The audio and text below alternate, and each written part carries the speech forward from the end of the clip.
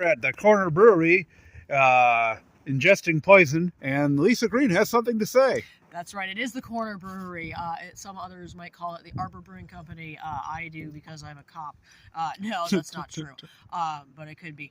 It's cop language of like, yes, Arbor Brewing Company. No, we all call it Corner. Everybody in Ypsi calls it Corner.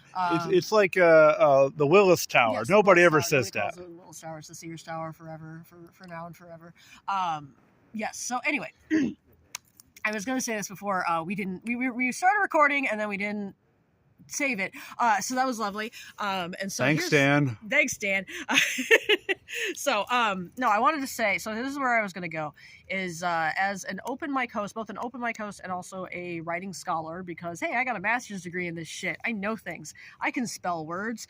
This is what I say every time I forget how to spell something on a chalkboard. I'm just like, Lisa, you have a master's degree. You can spell words. Anyway, so yeah, as an open mic host myself, somebody who runs it and then also does comedy and then also is involved in writing, pedagogy, blah, blah, blah, blah, right? So here's the thing, is that I just love the concept of a process. Like, the concept of a writing process is just a thing that I spend a lot of time thinking about, and it's something that I have to incorporate into my curriculum, because that's kind of where we are, is we say, hey, dumbass student that's using ChatGPT to get through everything, that's not a process. We emphasize writing as a process here, not just a product one and done dump, right? And so that's what a lot of things that we do in higher ed are about, is where it's about process. So where we can see this in the comedy community, where we can see this, and it's often just so, like, it's so not talked about, like we are not making it explicit what we're doing, but there is a sense of this. And so I'm going to start from my broad perspective advice here, which is advice that you will hear from a lot of people, which is, if you're at an open mic, do something different. I don't care what it is. If you do a punchline different, deliver it a different way, use a different voice, do a different little act out thing. I don't care. Do something different. Try something new with it, because this is like the performance aspect. It is a part. It is such a part of what you do when you are writing something. So stand-up comedy is a performance. So we have to kind of get into, like, we have to go back and forth between writing and performance as spaces. Where everybody is on that is going to, like, vary a lot. But in general, you do want to be trying things out, see how they feel, see if it gets a laugh, see if it feels good, or, if it feels good to say, like, practicing. Like, everybody always says, like, oh, open mics are a gym.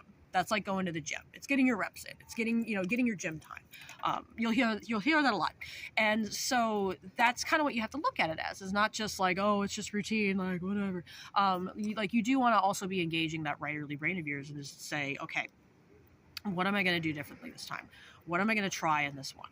What am I, maybe even if it's just something like, I'm going to do this joke before this joke and see how that feels, or I'm going to try throwing in a transition of this thing to this thing, and I'll put in a punchline about this thing in between.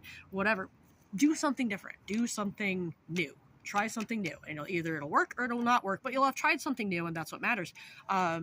We got onto this conversation because it didn't get recorded, but there are a lot of comedians, I wouldn't say a lot, but there's like a handful of comedians where they just do the same thing. Like, they're just doing the same thing over and over and over and over again. You know who you are. You know who you are. And, like, I will say, okay, some of those people are getting better. I'll say that. Like, it's not, like, static.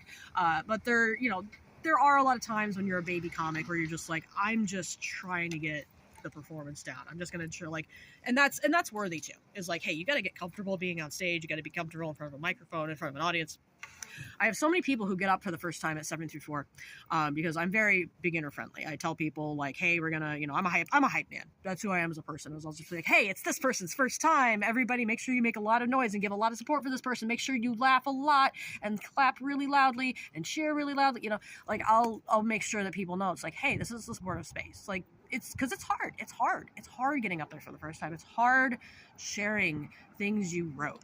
And I think we forget that, because in stand-up comedy, it's just so, like the audacity of some of these things that people say of, like, oh yeah, dick jokes, like, sure, that's so personal and intimate, and that is such a part of your soul, right? Like, no, it doesn't feel like that. But, like, there's so much of writing that is, like, very personal. I tell my students this all the time, is that sharing writing it is a very intimate act. It's a very like personal, vulnerable situation, and that's why it feels so hard for some people to just share what they wrote. And I think that stand-up comedy kind of has like some barriers there.